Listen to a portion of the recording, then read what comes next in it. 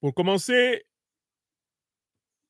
à l'initiative du président français Emmanuel Macron, une commission de travail mixte entre des citoyens français et des citoyens camerounais a eu lieu pour travailler sur l'épisode terrible qui a eu lieu entre notamment 1945 et 1971 au Cameroun. Un épisode durant lequel on sait que l'armée française, étant l'armée de tutelle et ses supplétifs africains, notamment du Cameroun, l'assistant, a perpétré un immense génocide de plus d'1 million de Camerounais pour empêcher ce pays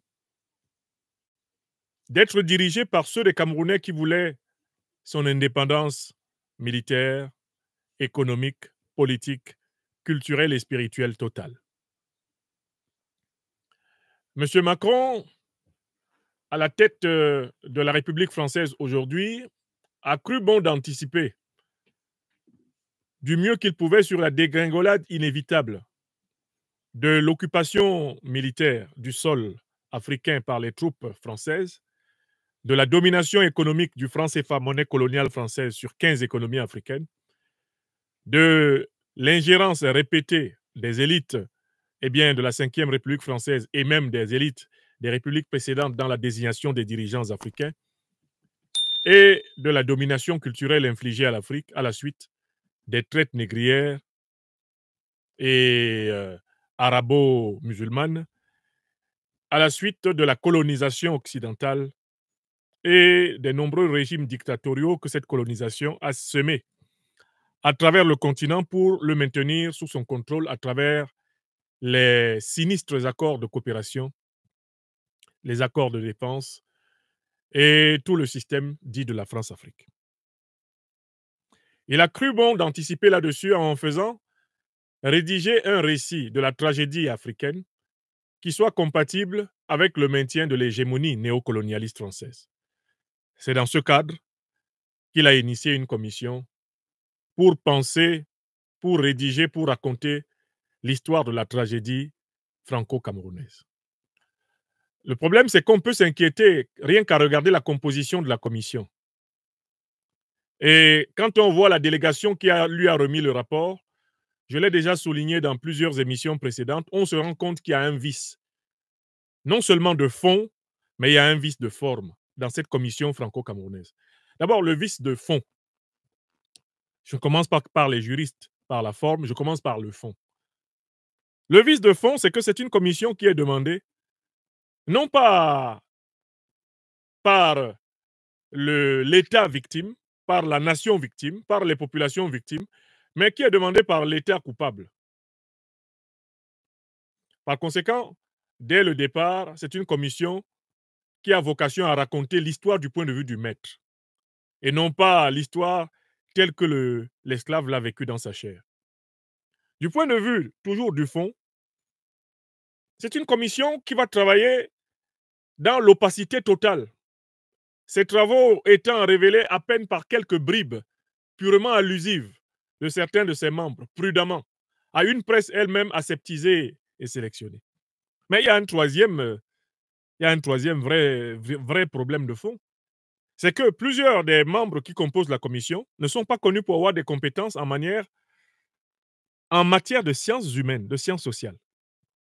Ce ne sont pas les meilleurs universitaires camerounais, ce ne sont pas les meilleurs universitaires spécialistes de la question africaine en France qui ont travaillé dans cette commission. On y a même retrouvé un artiste guitariste, improvisé en vice-président d'une commission de travail sur la documentation mémorielle. Ce bric-à-brac de personnalités ayant un pied dans le monde scientifique et l'autre simplement en fait dans le monde, pour ainsi dire, du spectacle, ne pouvait pas faire un travail qui puisse a priori être rassurant. Et donc déjà le fond de la commission, le fond du travail de cette commission était vicié par la composition absolument abracadabrantesque et les intentions de ses créateurs.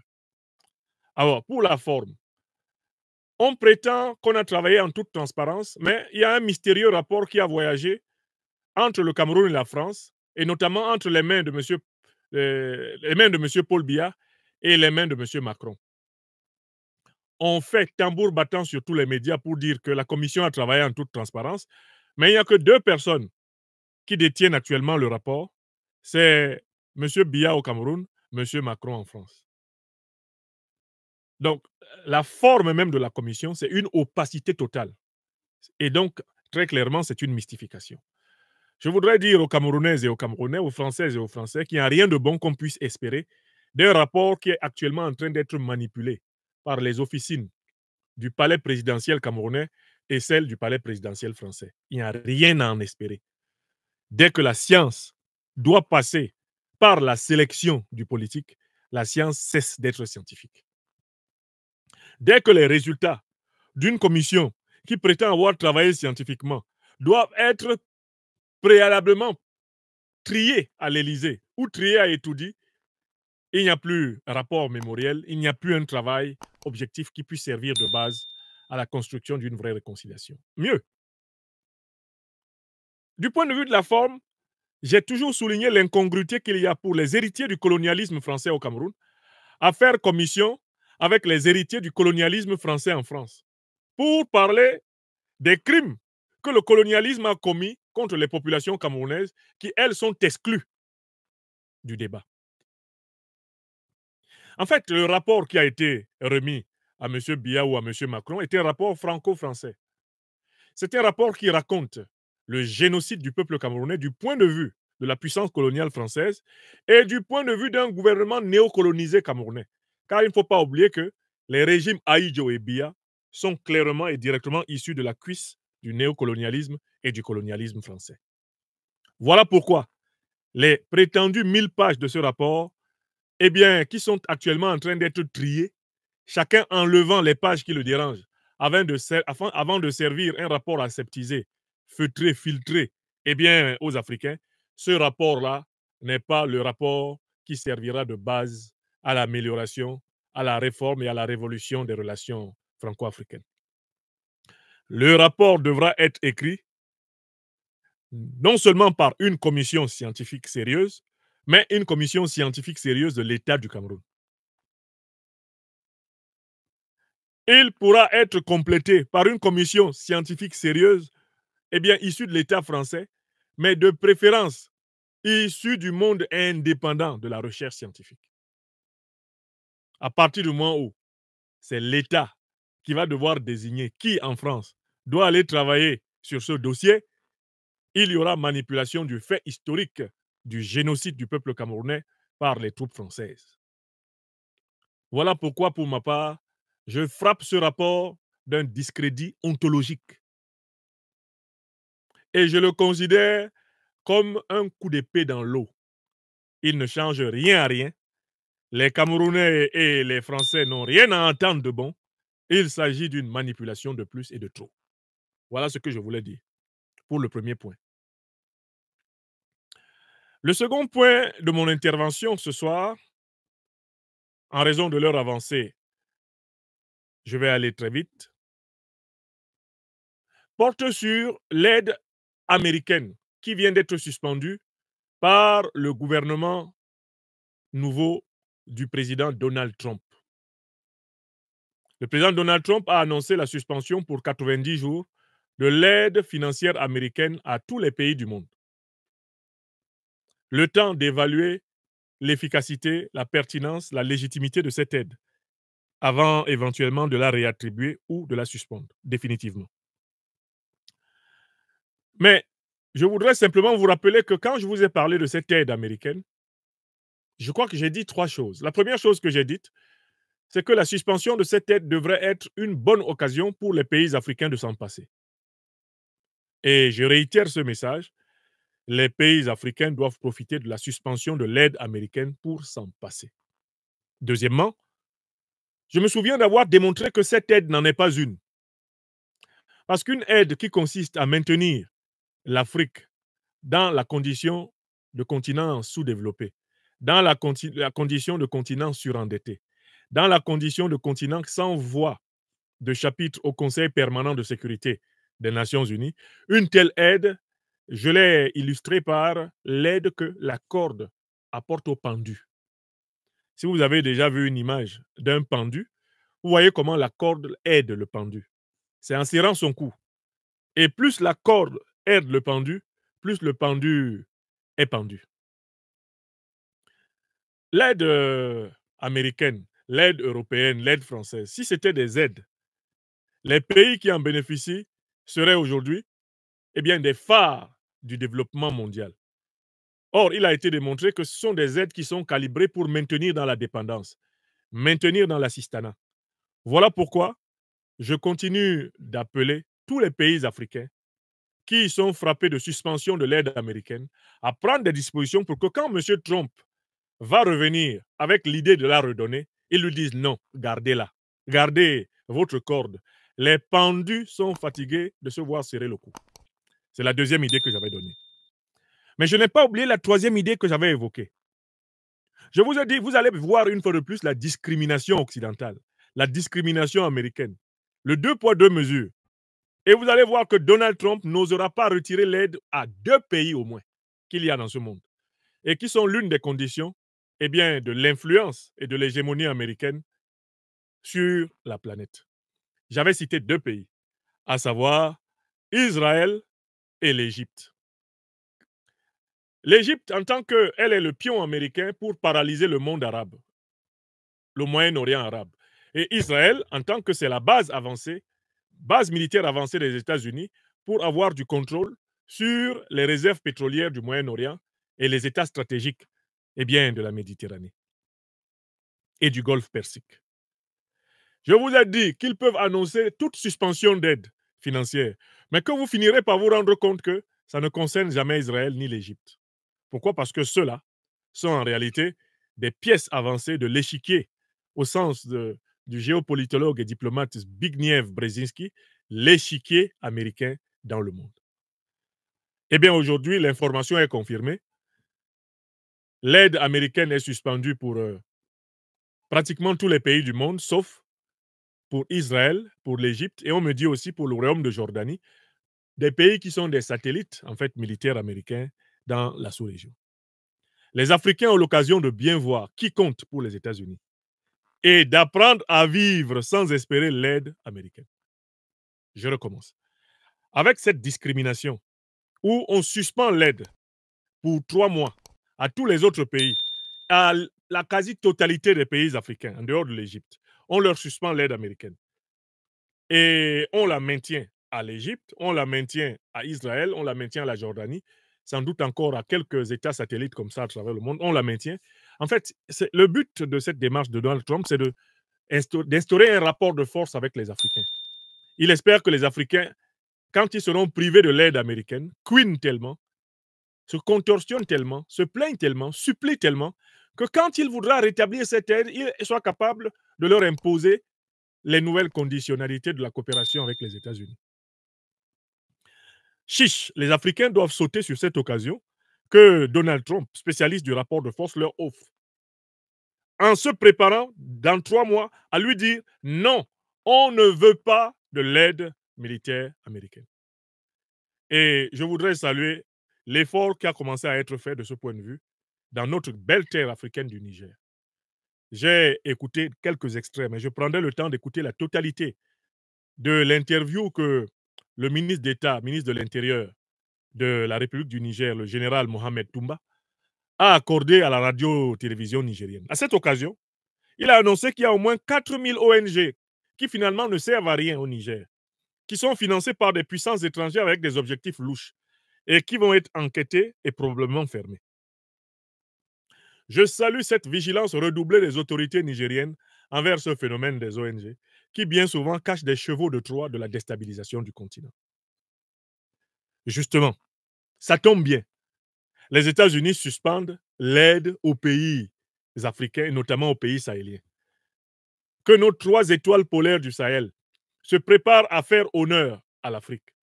Lorsque, au mois de mars, M. Trump va vouloir rétablir l'aide financière américaine, il faudra que plusieurs pays africains se lèvent pour lui dire Thank you, Mr. Trump. Keep your money back. Take your money back. Keep your money with you. We need no help because Africa is the richest continent in this world. We have been clearly aggressed. We have been looted by so many killers, imperialists, slave traders, and so on, colonialists. But we know, we Africans, that we are the richest people of this world. So keep your money. Don't give us your help anymore and let us alone. Let us and leave us alone. J'espère qu'en mars-avril, quand Trump va se présenter aux portes de l'Afrique avec sa prétendue aide, nous aurons des pays pour lui dire non, monsieur Trump, nous pouvons vivre sans ça. Gardez ça. Parce que là, vous venez de voir qu'en fait, ce n'est pas une aide. C'est un moyen de soumission. C'est un moyen de domination. La preuve, là où la soumission et la domination lui sont garanties, il la maintient.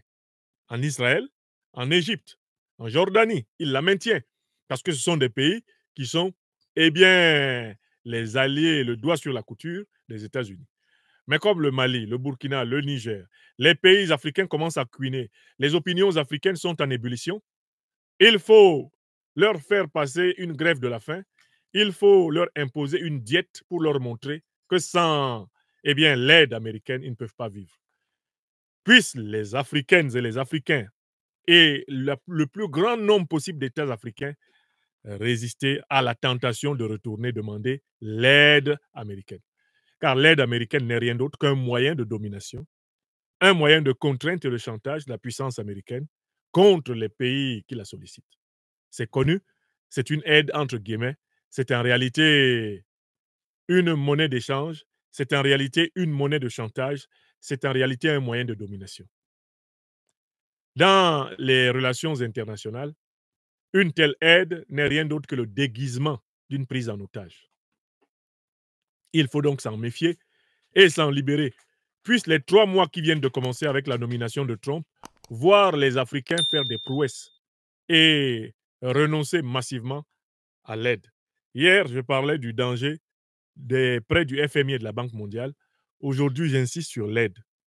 Et si les Américains se retrouvaient avec leurs dollars dans leurs mains, sans que personne ne les veuille, ce serait joli, ce serait magnifique. Et si on ne leur demandait pas de donner de l'aide aux pays africains, on leur demandait de garder leur aide et d'aider leur population, qui, dans plusieurs villes des États-Unis que je connais très bien, est à l'abandon.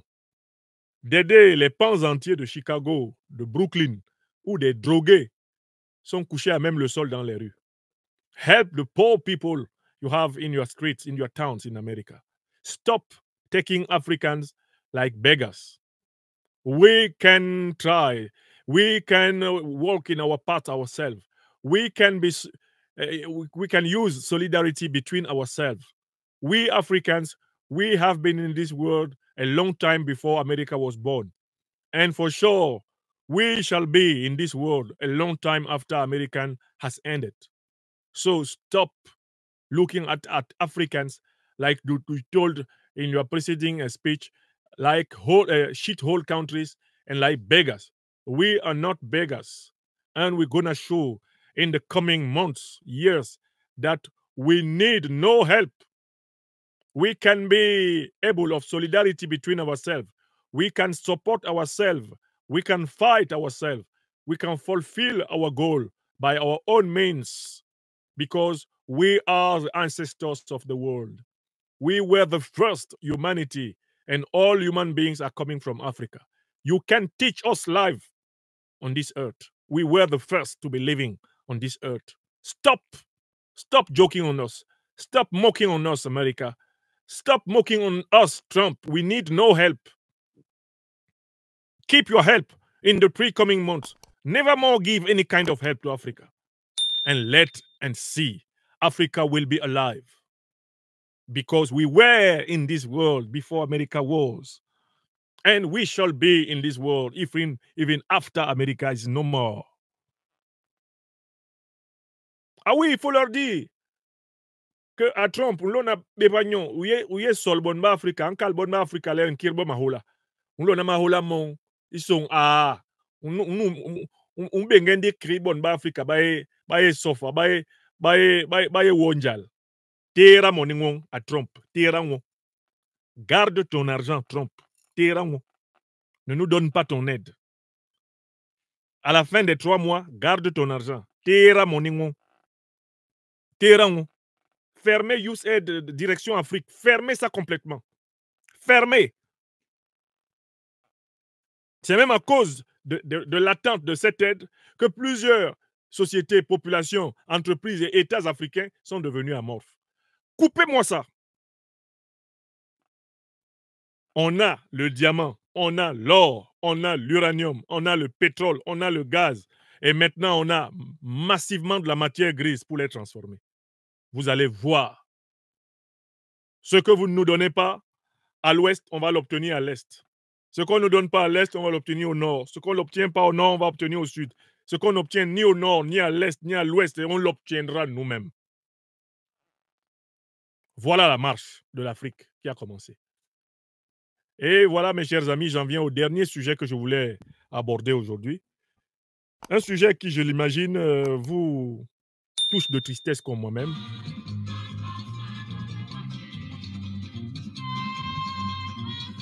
Paul Kagame, le grand criminel des Grands Lacs, au service de l'impérialisme anglo-saxon américain et protégé par ses accords avec l'Union européenne, est entré avec ses bandits, ses terroristes, dans la ville de Goma, à l'est du Congo, où il est en train de faire couler beaucoup de sang, beaucoup de sueur et de larmes, uniquement parce qu'il tient à continuer à voler le diamant, l'or, le cobalt, le coltan, l'uranium, le manganèse, le lithium, le cuivre, toutes ces choses extraordinaires dont la terre africaine du Congo est remplie. Kagame est à la tête d'une armée de pillards. Et ce qui me choque, c'est de voir la soi-disant communauté internationale se mobiliser pour faire des déclarations contre le Rwanda de Kagame.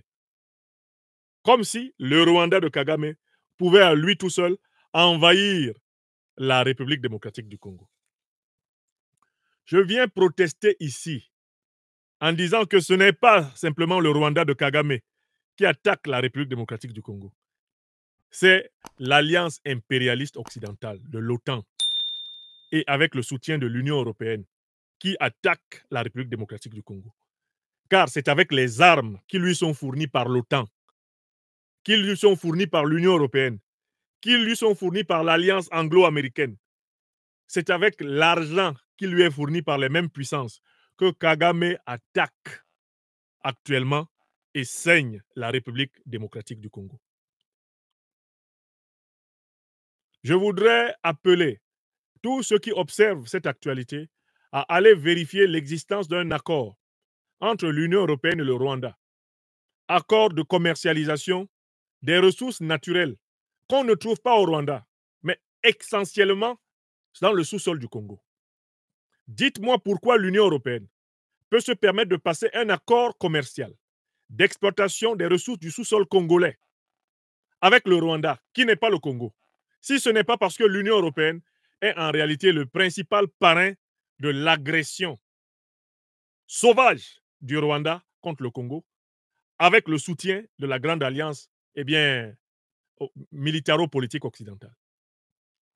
Ce qui, moi, me choque, quand je regarde les médias, même l'ONU qui fait semblant d'être émue, quand je regarde ce que racontent les médias de l'Union européenne, les médias français, les médias américains, les médias britanniques et consorts, belges, tout le monde fait semblant de se scandaliser des crimes scabreux et de l'avancée criminelle des troupes rwandaises dans le sol congolais. Or, les mêmes qui font semblant de se scandaliser de cela sont les véritables parrains de l'agression. Car il a été prévu que la République démocratique du Congo ne soit jamais en paix, puisque les matières premières dont elle dispose doivent être pillables, taillables et corvéables à merci par les grandes puissances impérialistes. Et c'était déjà cela dans le courrier écrit le 2 août 1939 par Albert Einstein, le savant germano-américain, au président Franklin Delano Roosevelt.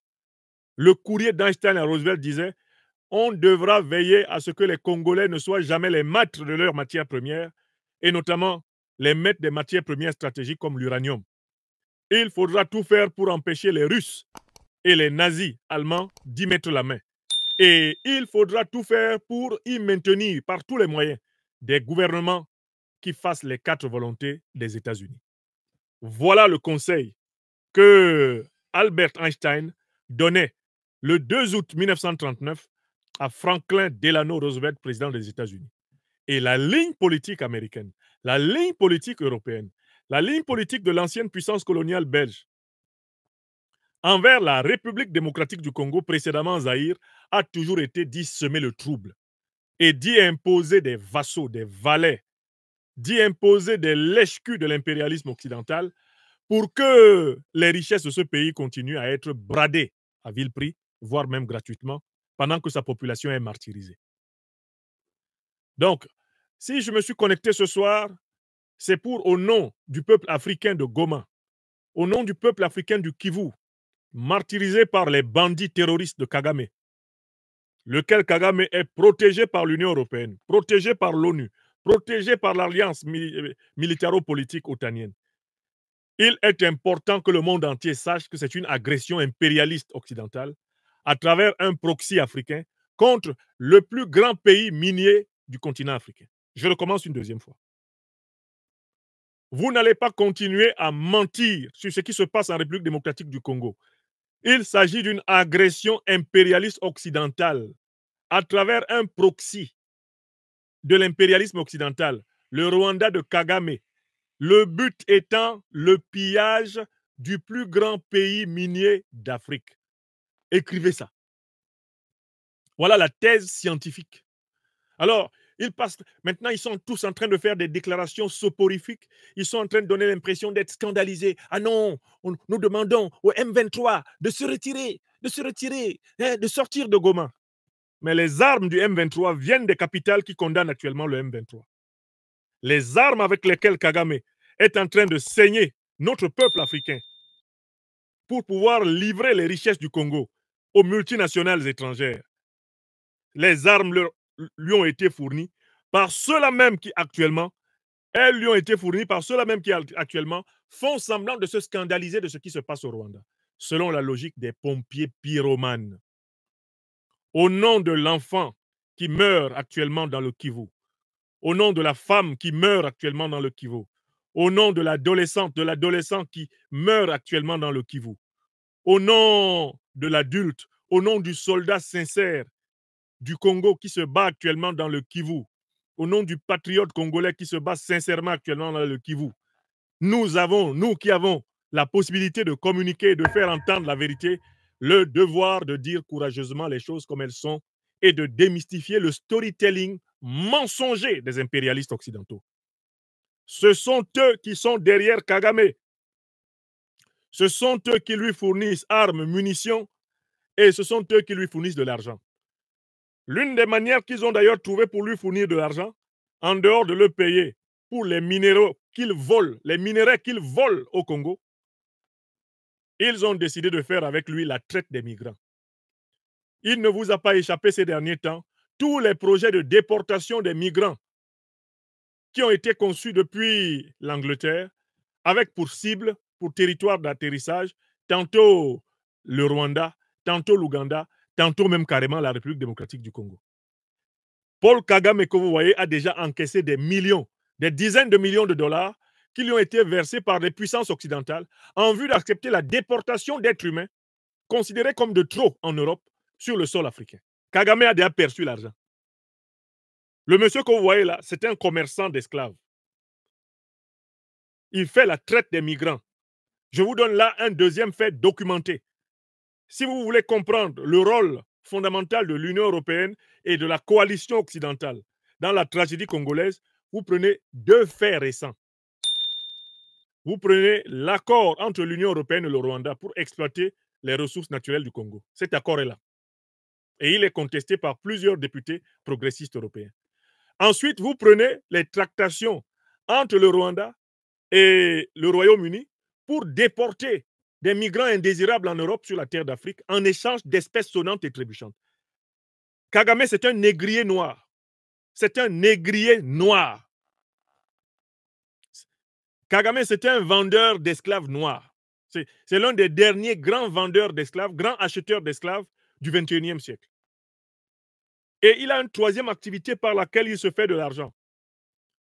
Les terroristes qui sont financés par ses parrains fragilisent les pays africains et lui, il propose en back-off, il propose le service après-vente, il propose des détachements de l'armée rwandaise pour venir aider à combattre le terrorisme que ses maîtres, les impérialistes occidentaux, ont installé.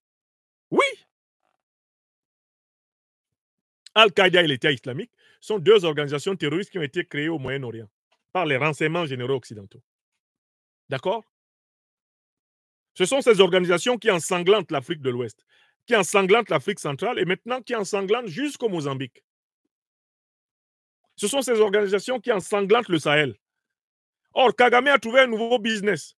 Ses patrons t'ensanglantent, lui te propose de l'aide militaire et tu le payes en matière première ou en espèces sonnantes et trébuchantes. Donc, Kagame est devenu un des plus grands businessmen du mercenariat du terrorisme en Afrique.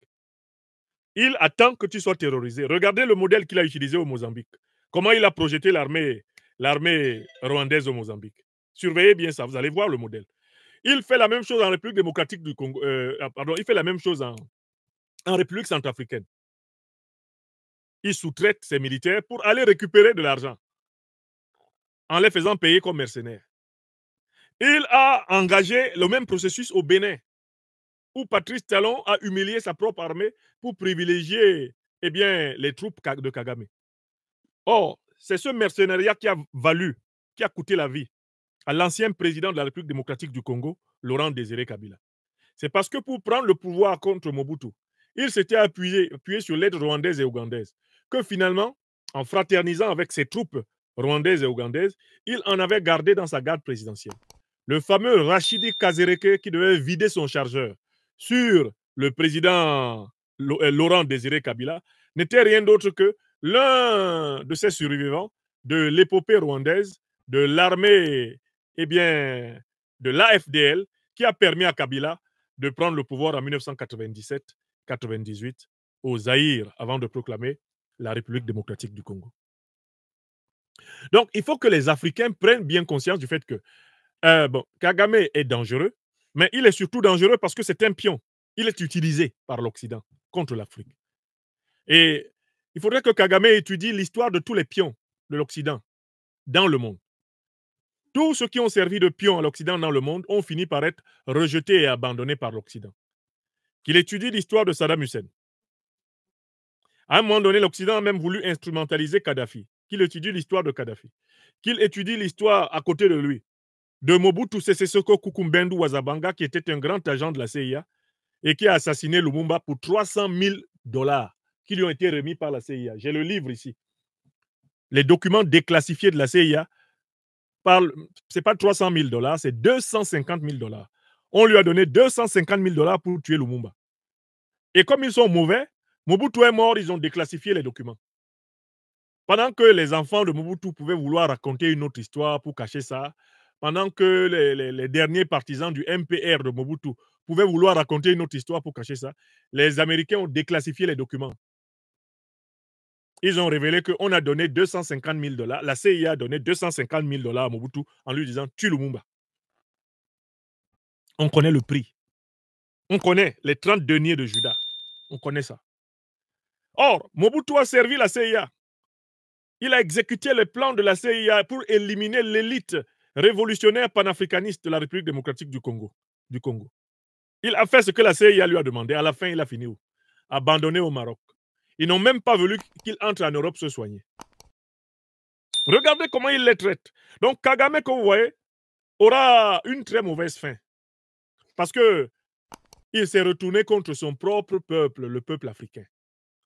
Et il semble ne même pas vouloir envisager de changer de comportement parce qu'il croit qu'il est à l'abri du malheur. Mais la logique de tous ceux qui, consacrent toute leur vie à nuire à leur peuple, c'est toujours de finir en effet marginalisé. Donc, moi, je voulais insister ce soir et vous demander de dire courageusement sur toutes les plateformes, sur les réseaux sociaux, que le Rwanda attaque la République démocratique du Congo avec le soutien de l'Union européenne et de l'OTAN. Ça, c'est l'information scientifique que vous pouvez donner. Et ne vous laissez pas impressionner par les cris d'orfraie des officines diplomatiques occidentales et de l'Union européenne, car il s'agit de stratégies de pompiers pyromanes. Ce sont eux qui sont derrière Kagame, parce que Kagame pille le Congo pour leurs industries. Bon, ça c'est d'une. Enfin,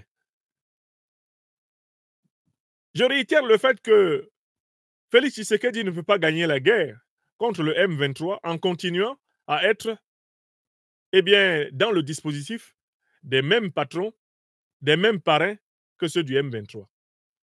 Tshisekedi, au fur et à mesure que ce conflit s'enlise, montre bien aux Congolais qu'il n'est pas l'homme de la situation.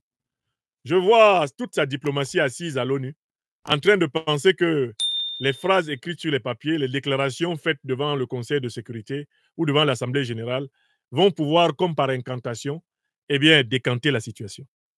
Non, Félix Tshisekedi fait partie du problème. Il fait partie du problème parce qu'il a les mêmes maîtres que Kagame. Il fait partie du problème parce que, manifestement, il a des raisons qui font qu'il ne peut pas se séparer de ces maîtres-là. Et vous connaissez les dirigeants africains. Bien souvent, quand ils ont accumulé une fortune, ils viennent la cacher dans les mains de ces dirigeants occidentaux ici. Et cette fortune devient un moyen de chantage contre eux. Des membres de leur famille viennent acheter des châteaux. Ils viennent acheter, je ne sais pas, des Bentley, des Maserati. Ils viennent acheter des Cadillac, des Porsche. Ils viennent acheter toutes sortes de voitures chères qu'ils stockent ici en Europe. Ils achètent des pavillons à gauche et à droite. Et grâce à cela, on tient les dirigeants africains qui ont volé en otage. Parce qu'on leur dit, si vous ne faites pas la politique que nous voulons, on vous arrache ça, on vous arrache ça, on vous arrache ça. J'ai l'impression que Tshisekedi se comporte comme un type qui a été braqué. Il faudrait que les Congolais enquêtent un peu sur l'endroit où ce type-là a planqué la fortune qu'il se constitue. C'est quand même son deuxième mandat à la tête de la République du Congo. Et on voit bien qu'il y a un clan de plus en plus riche qui se forme autour de lui. Est-ce que ce type-là n'a pas la main dans la bouche des Occidentaux? Parce que son comportement est typiquement celui de quelqu'un qui est tenu par une certaine laisse. On le tient. Parce que Tshisekedi sait très bien. Il sait très bien qu'il ne peut pas gagner la guerre contre Kagame en se confiant à l'OTAN. Qui arme Kagame, qui finance Kagame, qui conseille Kagame et qui protège Kagame diplomatiquement. Tshisekedi sait. Je ne pense pas que Tshisekedi, ce soit un problème de compréhension. Mais en fait, c'est un problème d'appréhension. Il a peur de perdre personnellement quelque chose. Alors, bien sûr, au Congo, la première chose qui est menacée, c'est sa vie. Il a vu comment Lumumba a fini. Il a vu comment Laurent Désiré Kabila a fini. Il a vu comment Mobutu a fini. Et Tshisekedi a l'air d'être quelqu'un qui aime tellement la bonne vie, la douce vie. Vous le voyez bien à son côté Père Noël, que vraiment c'est quelqu'un qui a l'idée de souffrir juste un peu. Vraiment, même à l'idée simplement de maigrir, il est en colère. Ça le rend malade, Tshisekedi. Lui, c'est papa gâteau, c'est papa chocolat, c'est papa na caviar, hein? C'est papa na rumba, c'est papa na prière déconnectée de la réalité. Donc le type, il y a quelque chose qui le tient. Pendant longtemps, j'ai pensé qu'il ne comprenait pas la complexité de la situation. Aujourd'hui, je sais qu'il comprend, parce que lui-même, il voit. Et il connaît très bien les acteurs politiques congolais. La moindre des choses qu'on doit lui reconnaître, c'est que Tshisekedi connaît les acteurs politiques congolais. Sa survie politique vient même du fait qu'il sait manipuler les uns contre les autres. Il a une intelligence tactique, mais il n'a pas un courage héroïque, révolutionnaire, patriotique et panafricaniste. Il n'a pas cette dimension. Ce n'est pas un leader émancipatoire. Il n'est pas à la hauteur à laquelle les Laurent Désiré Kabila, les Pierre Moulele, les Patrice Lumumba, à la hauteur à laquelle les grands Congolais ont posé la barre. Et il n'a donc pas le courage de prendre des décisions. Alors, je vois des gens qui lui conseillent de venir en Afrique de l'Ouest, voir les 3 étoiles polaires du Sahel, pour qu'on lui donne des conseils. Je ne pense pas. Tshisekedi n'a pas besoin de tout cela. Il sait ce qu'il y a à faire. Mais le problème, c'est que Tshisekedi, est-ce qu'il est prêt à perdre des avantages personnels pour le Congo? Mon problème, c'est que je crois déceler en lui un mécanisme mental qui l'empêche de prendre des risques sur ses avantages personnels. il est à la tête d'un clan, il est à la tête d'intérêts particuliers, il est en conflit d'intérêts, eh bien, avec l'intérêt général de l'État congolais, et il ne veut surtout pas s'aliéner la protection de ses amis occidentaux. Donc, à la limite, il préfère mener cette guéguerre comme ça, avec Kagame, sous le parapluie occidental, et il espère que l'Occident, à un moment donné, arbitre en faveur de la stabilisation du conflit, ce qui lui permettra de prolonger eh bien, sa présidence au mieux et de continuer à capitaliser pour son clan. Donc, mon hypothèse, très sérieusement, c'est que Tshisekedi est un homme braqué. Il y a quelque chose qui l'empêche de penser véritablement et d'agir véritablement. Et ce quelque chose renvoie tout simplement au fait que ce n'est pas un panafricaniste révolutionnaire. Il n'est pas à la hauteur des grands Congolais. Et du coup, c'est la responsabilité du peuple congolais. C'est la responsabilité des forces vives du Congo de s'arc-bouter sur leurs énergies les plus profondes et d'offrir un chemin nouveau à partir d'une rupture géopolitique et géostratégique eh bien, au Congo. C'est ma manière de marquer ma solidarité à la population que j'ai vue en débandade aujourd'hui à Goma. Les images de notre peuple avec les enfants, les femmes, les hommes jetés dans la rue, les images de ce chaos, les images de cette violence sont une atteinte à la conscience universelle et en particulier à la conscience africaine universelle. Nous ne pouvons pas accepter que un pays africain, le Rwanda, serve des intérêts étrangers contre un autre pays africain, la République démocratique du Congo, alors que tous les autres pays africains croisent les bras et se contentent, comme les grandes puissances qui sont derrière le Rwanda, de déclarations d'intention, comme celle de l'Union africaine. On les a connus beaucoup plus vifs pour attaquer des pays où il y avait pourtant des logiques légitimes. Où est la fameuse force en attente de la CEDEAO qui était prête à se jeter comme un aigle contre le Niger, contre le Mali et le Burkina Faso? M. Ouattara Draman, où est-il avec son fameux bataillon de 1200 qu'il voulait lancer à l'assaut de Niamey pour plaire au néocolonialisme français, mais qu'il les envoie maintenant là-bas, eh bien, contre les terroristes rwandais? Où sont les forces en attente de l'Union africaine? Où est la SADC, l'organisation politique régionale? Où est la CEMAC? Où sont les puissances d'Afrique centrale pour constituer une task force et contraindre Kagame à entendre raison et à arrêter de terroriser tout le monde? Parce qu'en fait, Kagame devient le grand terroriste d'Afrique centrale. Il devient le grand terroriste d'Afrique australe. À cause du soutien qu'il a de la part des puissances impérialistes, Kagame se met à faire trembler tout le monde maintenant. Et les gens ne se rendent pas compte qu'il faut apporter une réponse collective à Kagame. Une réponse collective à Kagame, exactement comme la Tanzanie et l'Ouganda, pardon, la Tanzanie et le Kenya, si je ne m'abuse, eh bien, imposèrent une réponse collective à un moment donné à l'Ouganda de Idi Amin. Il faut quand même arrêter de se laisser terroriser par ce type. Alors qu'il y a la SADC, alors qu'il y a la CEMAC, alors qu'il y a, l'Union africaine, mais qu'est-ce qu'elles font toutes ces organisations-là? C'est maintenant qu'elles doivent montrer leur capacité à agir contre le terrorisme. Et elles ne le montrent pas. Pourquoi? Parce qu'elles sont, pour la plupart d'entre elles, soumises au néocolonialisme occidental, à l'impérialisme occidental.